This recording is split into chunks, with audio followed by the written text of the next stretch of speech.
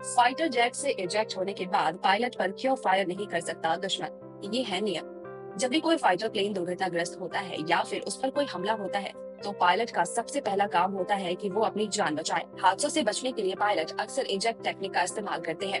Fighter plane crash होते वक्त pilot plane से बाहर निकलने की कोशिश करते हैं। इसमें रॉकेट पावर सिस्टम पायलट की मदद करता है, जो कि उसकी सीट के नीचे होता है।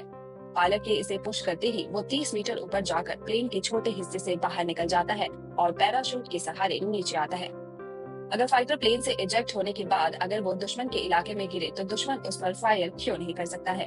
इसको लेकर क्या नियम तय किए गए हैं? दरअसल जिनेवा कन्वेंशन अंतर्राष्ट्रीय मानवीय कानून की संधियों का सेट होता है, जो कि युद्ध के दौरान सैनिकों और नागरिकों के साथ किए जाने वाले बर्ताव को तय करता है।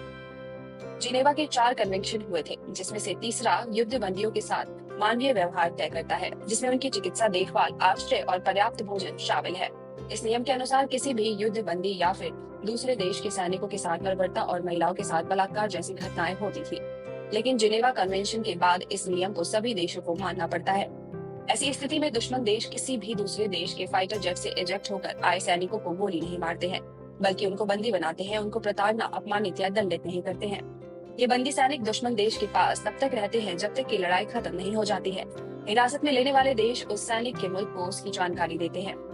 युद्ध की समाप्ति के बाद युद्ध बंदियों को बिना देरी के रिहा किया जाता है।